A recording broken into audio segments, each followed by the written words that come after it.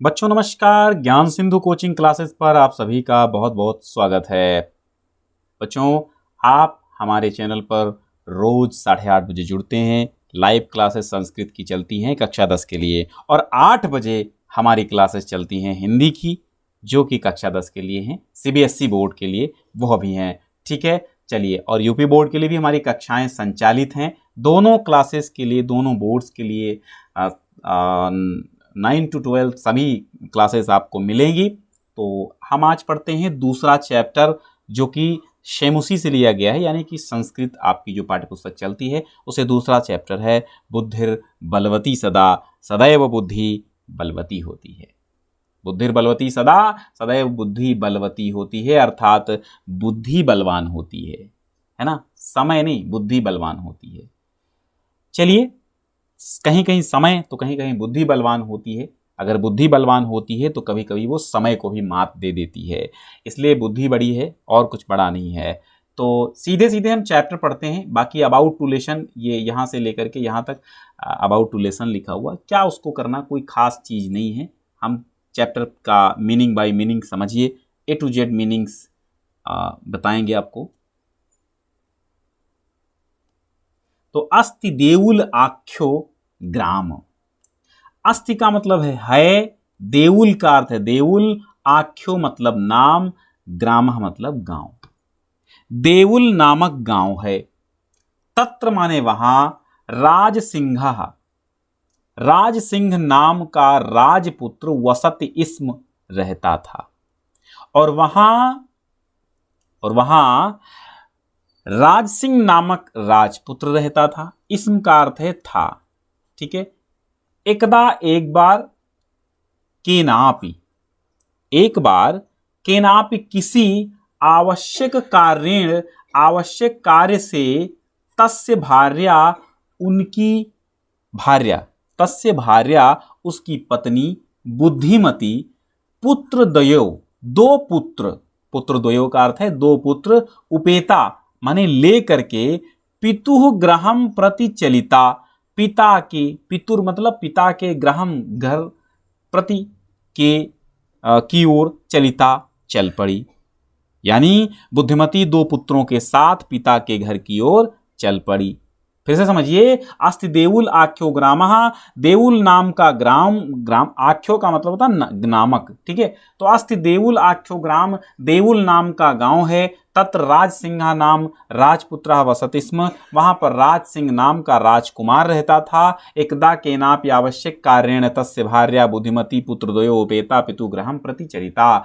एक बार किसी कार्य, आवश्यक कार्य के कारण उसकी पत्नी बुद्धिमती दो पुत्रों के साथ अपने पिता के घर की ओर चली। मार्गे, मार्ग में, गहन कानने, घने जंगल में, सा उसने, एकम एक, व्याघ्रम बाघ को ददर्श देखा। तो घने जंगल में उसने एक बाघ को देखा। मार्गे अर्थात मार्ग में यानी रास्ते में, गहन कानने घने जंगल में, सा एकम व्याघ्रम ददर्श उसने एक बाघ को देखा। सा व्याघ्रम अगच्छन्तम दृष्ट्वा धार्ष्ट्यात् पुत्रौ चपेटया प्रहृत्य जगात। अर्थात सा व्याघ्रम आगच्छन्तम दृष्ट्वा, उसने बाघ को आता हुआ देखकर, धार्ष्ट्यात् अर्थात धृष्टता से यानी ढिठाई से, धार्ष्ट्यात् माने ढिठाई से, पुत्रौ दोनों पुत्रों को, चपेटया थप्पड़ मारकर कहा, चपेटया प्रहृत्य चपेट मारकर कहा यानी थप्पड़ मारकर कहा। जगात, जगात माने बोली यानी कि कहा, जगात मतलब कहा उसने या बोली। थप्पड़ मारकर उसने कहा, क्या कहा? कथम एकैकशो व्याघ्रम भक्षणाय कलहम कुरुथ। कथम अर्थात क्यों, कथम क्यों, एकैकशो एक ही बाघ को, व्याघ्रम बाघ को, भक्षणाय खाने के लिए, कलहम कुरुथ झगड़ा कर रहे हो। क्यों एक ही बाघ को खाने के लिए तुम दोनों झगड़ा कर रहे हो? कथम क्यों, एकैकशो एक ही, व्याघ्रम बाघ को, भक्षणाय खाने के लिए, कलहम कुरुथ झगड़ा कर रहे हो। अयम एकः तावत विभज्य भुज्यताम, इस एक ही बाग को बांटकर खा लो। अयम माने इस, एकम एक, तावत तो विभज्य बांटकर, भोज्यताम खा लो, भोग कर लो, यानी भोज्यताम का अर्थ था भोग कर लो या खा लो। अयम एकह, इसी एक, एकह तावत अर्थात इसी एक बाग को विभज्य बांटकर भुज्यताम खा लो। पश्चात बाद में, अन्यो द्वितीयः कश्चित लक्ष्यते, बाद में अन्य कोई दूसरा, कश्चित का अर्थ होता कोई, लक्ष्यते दिखाई देगा या खोजा जाएगा। इसके पश्चात यानी बाद में, अन्यो द्वितीयः कश्चित लक्ष्यते, और इसके बाद कोई दूसरा हम खोजा जाएगा, कोई दूसरा बाग देखा जाएगा। इति श्रुत्वा, यह सुनकर व्याघ्रमारी काचित इयम इति मत्वा व्याघ्रो भयाकुल चित्तो नष्टः।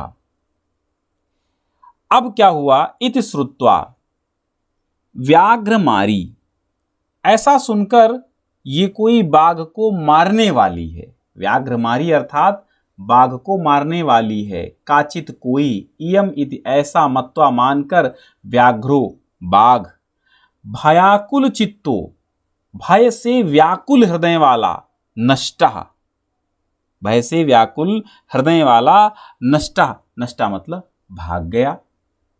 इति श्रुत्वा, इतना सुनकर, जैसे उसने कहा कि मैं, आप एक बाघ को दोनों बच्चों खा लो, इसके बाद में दूसरा ढूंढूंगी, तो ऐसा सुनकर व्याघ्रमारी कि ये बाघ को मारने वाली है, काचित माने कोई, इयमित यानी बाघ को मारने वाली, बाघ की शिकारिन है कोई, इयम इति मत्वा ऐसा मानकर, व्याघ्रो बाघ, भयाकुल चित्तो नष्टः, भयाकुल चित्त अर्थात भय से व्याकुल हृदय वाला बाघ वो, नष्टः भाग गया।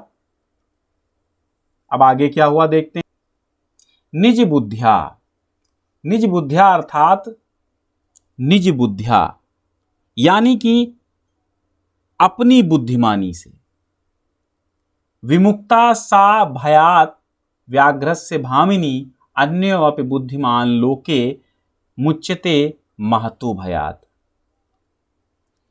तो निज बुद्धिया अपनी बुद्धि के कारण, विमुक्ता मुक्त हो गई, सा वह, भयात भय से, व्याघ्र से बाघ के, भामिनी सुंदर स्त्री, वह सुंदर स्त्री, वह स्त्री अपनी बुद्धि के कारण, निज बुद्धिया अपनी बुद्धि के कारण, विमुक्ता मुक्त हो गई, सा वह, भयात भय से, व्याघ्र से बाघ के भय से, वह भामिनी वह सुंदर स्त्री अपनी बुद्धि के कारण उस बाघ के भय से मुक्त हो गई। अन्योऽपि, अन्य भी, दूसरे लोग भी, बुद्धिमान लोग भी, बुद्धिमान लोके इस संसार में, बुद्धिमान लोग इस लोके अर्थात इस संसार में, मुच्यते छूट जाते हैं, महतो भयात बड़े भय से, महान भय से, बड़े बड़े डरों से, बड़े बड़े महान भय से। इसी प्रकार जिस प्रकार यह स्त्री यानी निजी बुद्धि अपनी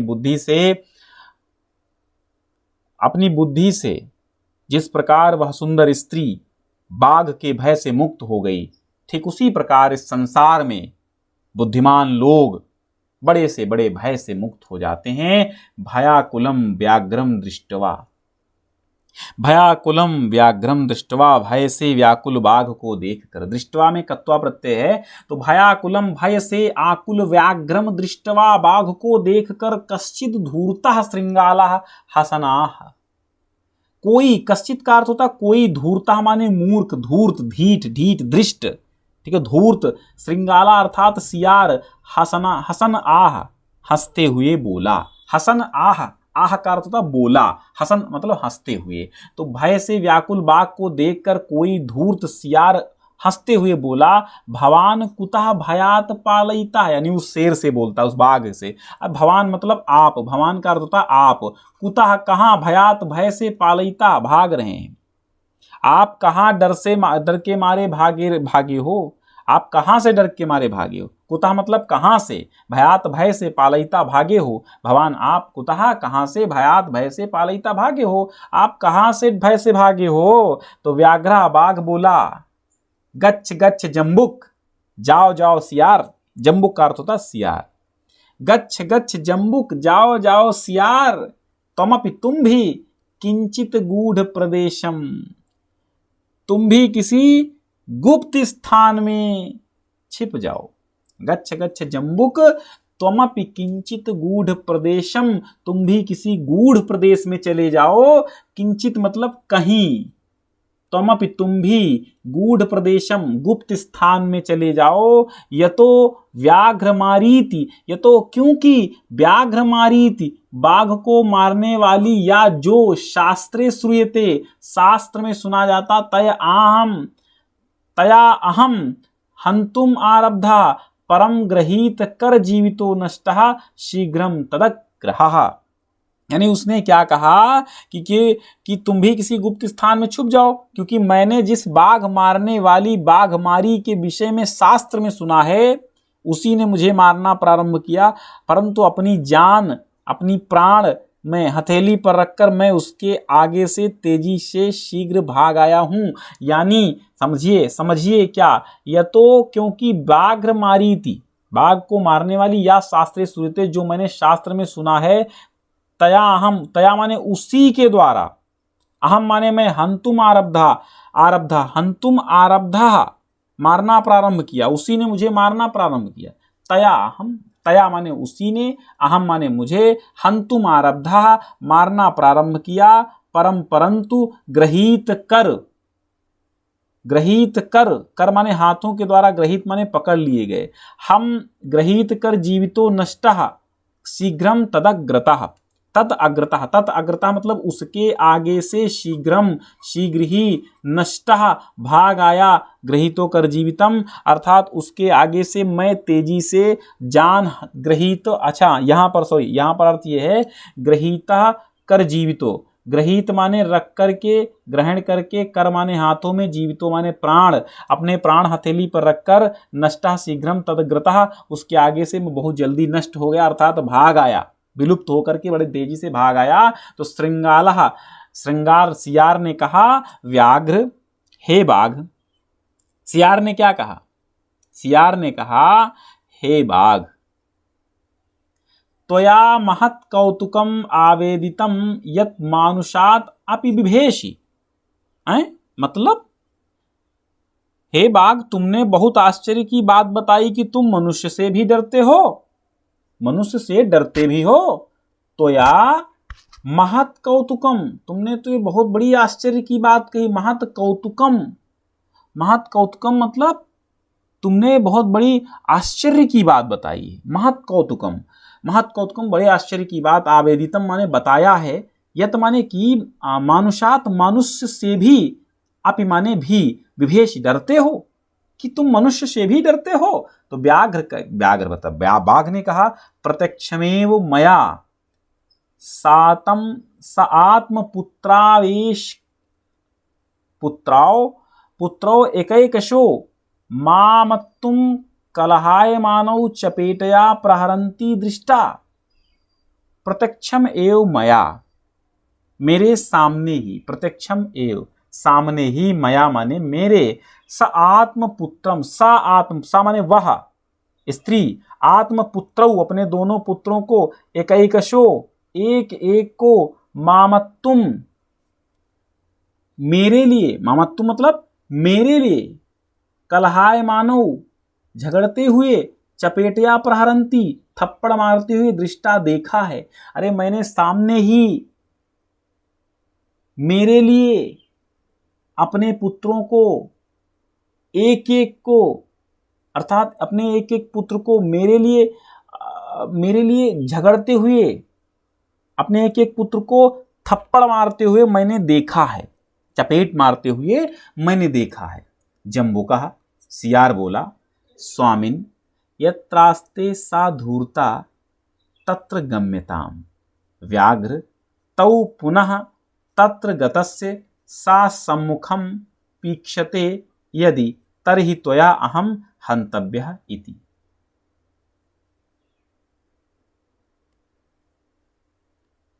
तो जम्बुक ने अर्थात सियार ने क्या कहा?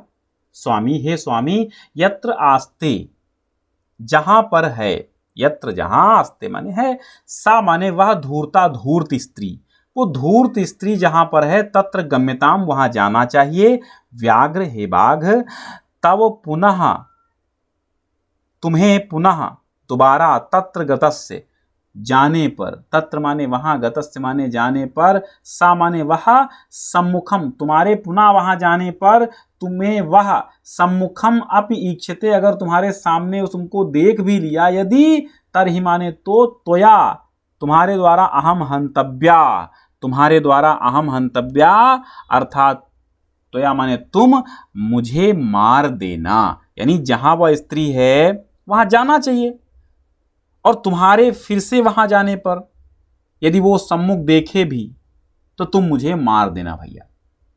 सियार ये बोल रहा है। आगे देखिए,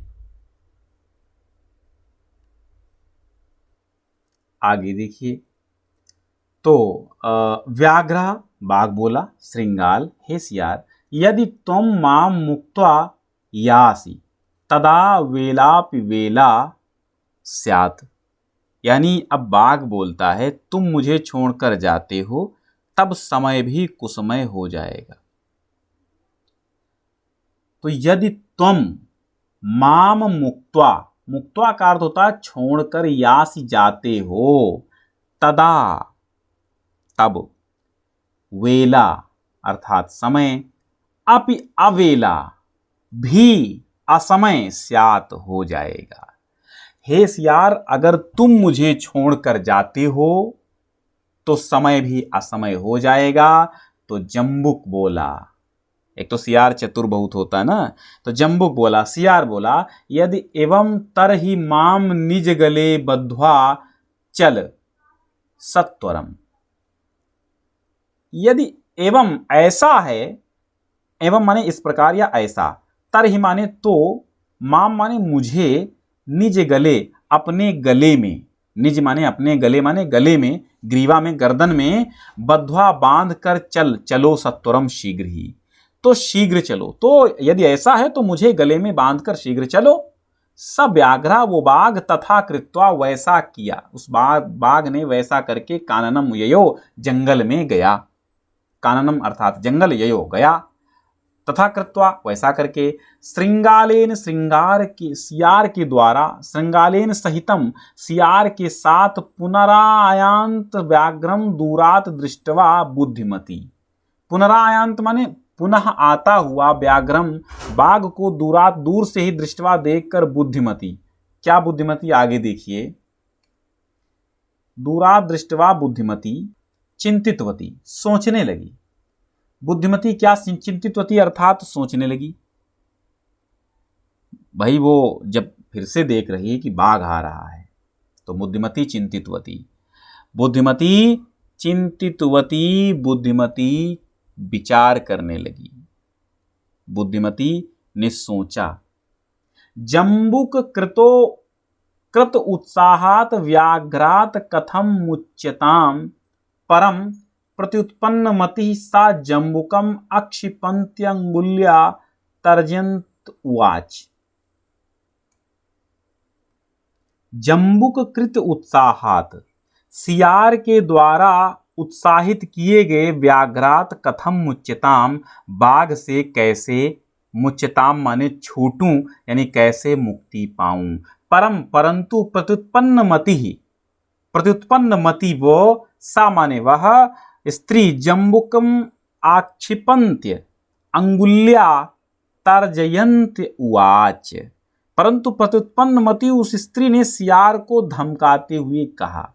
ठीक है, तो यहां पर जम्बुकम माने सियार को, आक्षिपंत माने झिड़कते हुए, यानी कि डांटते हुए, अंगुल्या तर्जयंत उवाच उंगली दिखाते हुए, उवाच माने बोली, क्या बोली, रे रे धूर्त, रे रे धूर्त त्वया दत्तम मह्यम व्याघ्र त्रयम पुरा विश्व अस्य अद्य एकमनियम मानीय कथम यासी वदाधुना, अर्थात उसने कहा अरे अरे धूर्त, तूने मुझे पहले 3 बाघ दिए थे, आज विश्वास दिलाकर के भी इस समय एक ही लेकर आया है।